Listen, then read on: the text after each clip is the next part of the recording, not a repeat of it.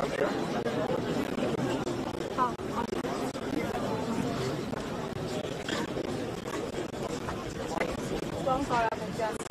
ձեզ։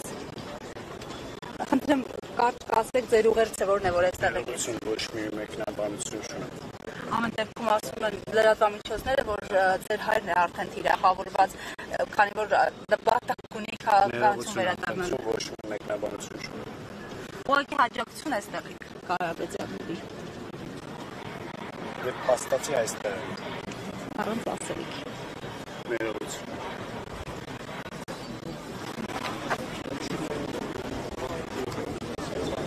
Հարվածում թեմի հարգելի հետևողն է նախին վարչապետ Կարեն Կարապետյանի որդիներ այստեղ նա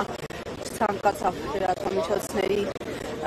կոմենտել ամեն դեպքում արձանագրենք որ հաջողություն Սամվել Կարապետյանի նա այսօր այստեղ է այս պահին կզրուցենք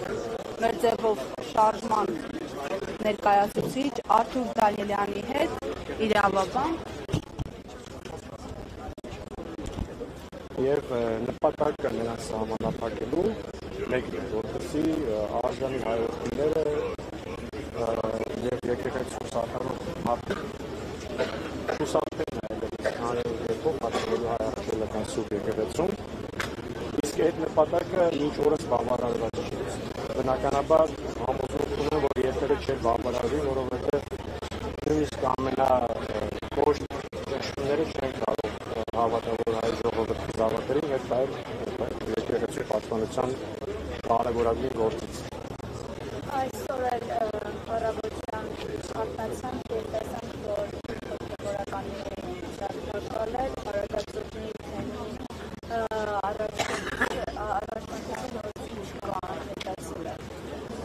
Տեսեք, իմ ասածը վերաբերում է ընդհանուր մոտեցմանը։ Այստեղ process-ը, որը որ գնում է, իր մեջ ներառում է ինչպես հանրության շրջանում հայերի մեջ հավատավոր ժողովրդին սահմանափակելուն, այնպես էլ եկեղեցուն ամեն կերպ ճնշելու, որպեսզի սպասավորներին նույնպես հեռացնեն իրենց եկեղեցուց, որպեսզի խնդիրներ ստեղծեն եկեղեցու սպասավորների եւ պաշտպանների համար ու վերջնական արդյունքում ունենանք իրավիճակ, երբ նույնիսկ հավատավոր մարդիկ, նույնիսկ եկեղեցու սպասավորները պետք է անձնական խիզախություն դրսևորեն, որպեսզի պարզապես պահպանեն եւ պաշտպանեն իրենց արժեքները։ Այս ամենի ենթատեքստում ինձ համար ճիշտ ասած շատ տարօրինակ է եւ մենք ականատեսն ենք առօրյա գրոհումների եկեղեցու նկատմամբ, այսպիսի քաղաքական ճնշումների եւ չենք տեսնում միջազգային իրավապաշտպան կազմակերպությունների եւ դիվանագիտական առաքելությունների Հայաստանում գործող դեսպանատների արձագանքը։ Ես խորին համոզմունք ունեմ, որ այն մոտեցումները եւ այն գործելավոճը, որը որ այսօր որդեգրել է մեր օրվա իշխանությունը, բացարձակապես համահունչ չէ վերջիններիս արժեհամակարգի եւ ակնկալում ենք, որ գնահատական մեր արտաքին գործընկերների, ստեղծող դեսպանատների, միջազգային կազմակերպությունների կողմից։ Վերջիվերջո Հայաստանն էլ պետք է դառնա այնպիսի երկիր, որ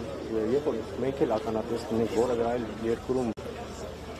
կրճի ազատության դեմ որևէ գործողությունների, կարողանանք մենք էլ արտադրել։ Այսօր փաստացի մենք այդպիսի կեցված չունենք։ Եթե նույնիսկ մենք ընկալվենք որպես բարձր ձայն, բարձր խոսք ունեցող երկիր արտաքին աշխարհի համար, միևնույն է, այնպիսի իրավիճակում ենք գտնվում, որ նմանատիպ իրավախախտումներ, որպեսզի ինչպիսիք Հայաստանում են հանդիպում, ականատես լինելուց նույնիսկ այնտեղ խոսելու տեղ չենք ունենում։